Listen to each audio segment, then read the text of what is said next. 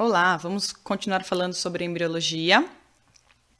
E aí aqui a gente tem uma visão geral do assunto observando fotografias de microscopia óptica do desenvolvimento embrionário. Então, e aqui do ladinho tem uma representação artística de um processo de desenvolvimento, então do óvulo até o embrião já mais formado.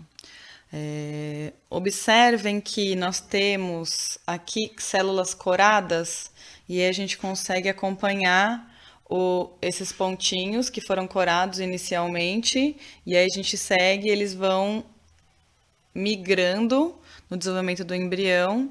E aí aqui a gente tem um embrião que está em corte, então eu consigo ver duas partes, porque é um corte assim sagital dessa figura E.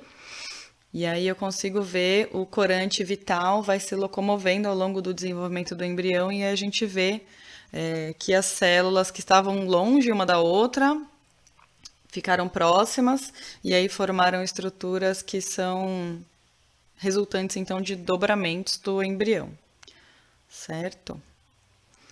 Retomando então, eu tenho uma blástula, que é uma única camada de único folheto embrionário, o que seria tecnicamente a ectoderme.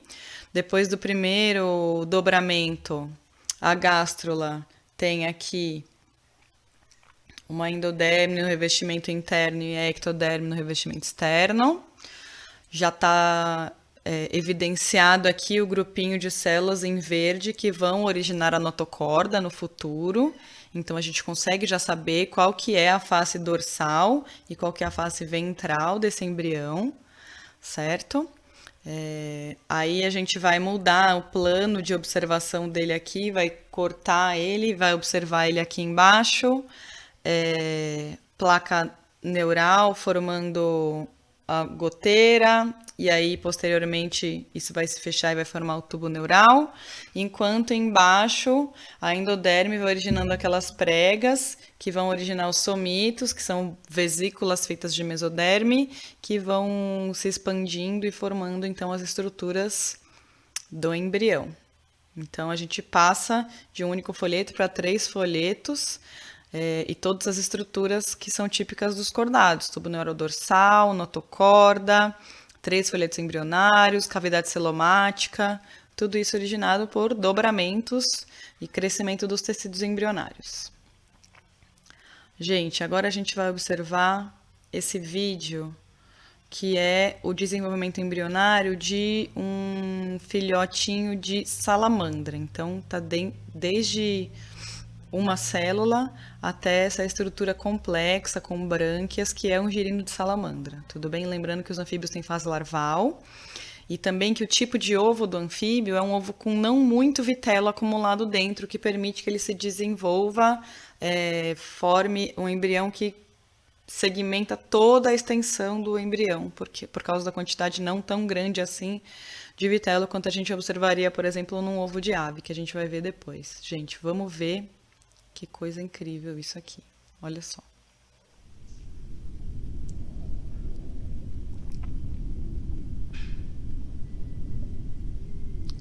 É bem nítido a formação de cada uma das células separadamente.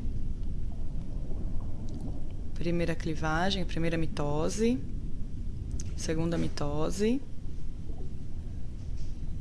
terceira, quarta,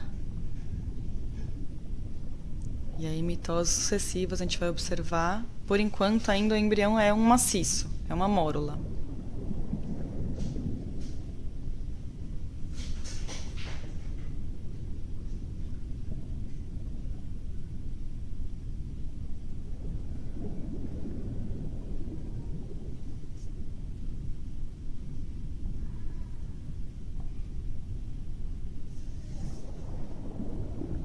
Agora vai começar, já passamos pela blasto, a gente consegue ver, porque o embrião está inteiro, maciço, e vai começar então o processo de gastrulação, tá se formando o blastóporo.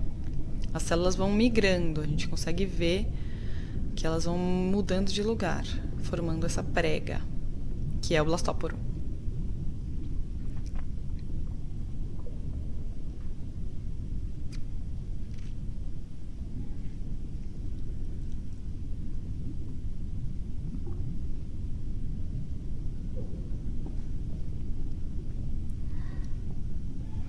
Ainda é possível ver, mesmo nesse estágio, as células individualmente.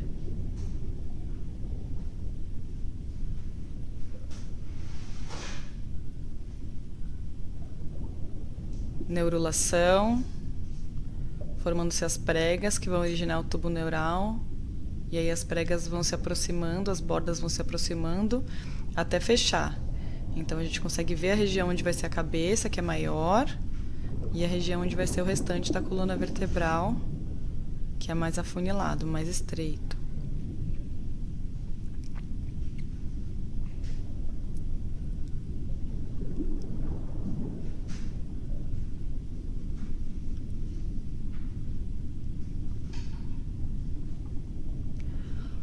Olha a migração celular, celulinhas mudando de lugar aí.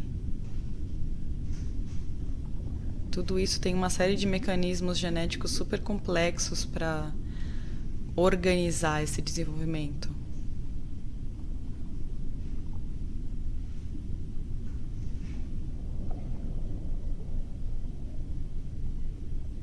Tá vendo que mesmo que pareça que tá parado, tem uma atividade intensa dentro do embrião. O metabolismo embrionário é muito acelerado.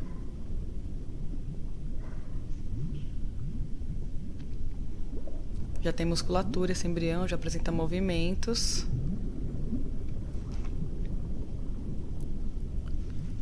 A gente consegue observar qual é a região da cabeça, que está na parte de cima, e a região caudal, que está na parte de baixo. Começam a surgir células pigmentadas. O embrião está se soltando da membrana do óvulo.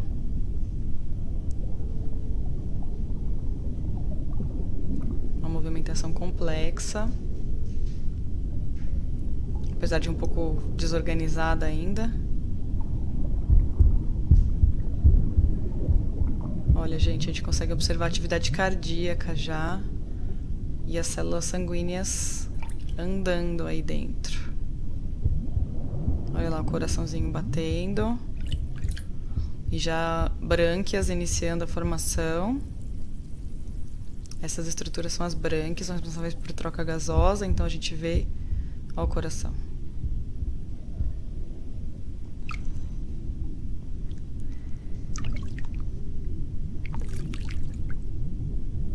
Ainda não apresenta olhos o embrião e a parte da barriga ainda está bem distendida, porque ainda tem bastante vitelo. Olha o olho se formando.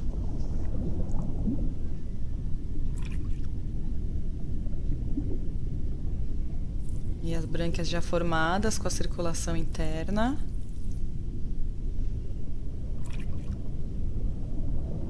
Uma cauda já, então esse bebê já está prontinho para eclodir. A gente consegue ver a circulação aí no olho dele. O bebê já está pronto para eclodir. Muito legal. E nem terminou o desenvolvimento ainda, porque esse bicho vai ter pata quando ele crescer. Então, por enquanto, ainda é uma larva.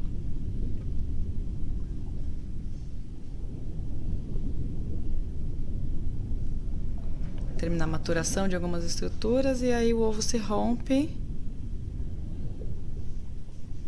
e o girininho vai sair nadando. Ah, muito lindo, né, gente?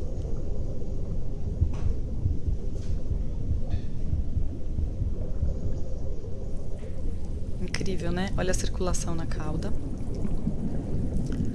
Os vasinhos sanguíneos tão pequenos.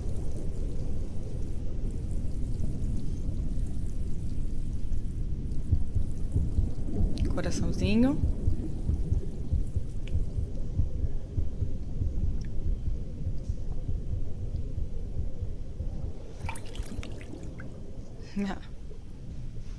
Muito legal.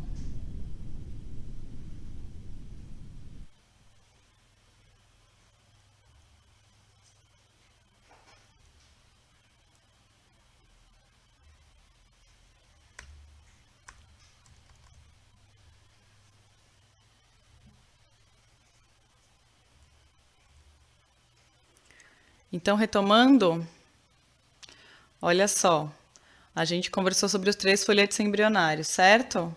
Então, ectoderme está sempre representada em amarelo, endoderme sempre em azul e mesoderme sempre em vermelho. No animal que é acelomado, como os plateumintos, é uma coisa contínua e sólida. O mesoderme adere na endoderme, no tubo digestório, e adere no revestimento externo do corpo, no ectoderme. Isso limita a distribuição de substâncias e tal. No animal que é pseudocelomado, como os nemateumintos, a gente observa que já existe uma cavidade, porém a mesoderme está aderida só na camada externa do corpo, não está aderida na camada interna. Então, o tubo digestório dos pseudocelomados não é um tubo digestório muito sofisticado. É um tubo digestório que não tem musculatura associada, então ele é completo nos nemateumintos, mas ainda não tem regionalizações, como a gente vai observar nos grupos que têm celoma verdadeiro. E aí, nos celomados verdadeiros, como são nelídeos em diante, a gente vê que tem mesoderme revestindo a camada externa do corpo e mesoderme revestindo a endoderme também, revestindo o tubo neural. Então, tem uma musculatura associada com o tubo digestório, tem uma musculatura associada com o tubo digestório e uma cavidade interna, que é o celoma.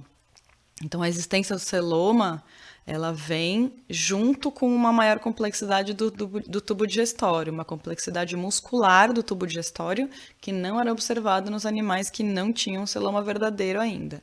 Isso permite uma complexidade interna muito maior e uma movimentação dos órgãos de forma independente uns dos outros, o que permite que o animal, então, atinja maiores tamanhos, porque tem especializações várias que não eram possíveis antes do advento do celoma. Certo, pessoal? Essa foi a segunda aula de embriologia e aí a gente vai continuar conversando na próxima aula para concluir o assunto. Tchau, tchau!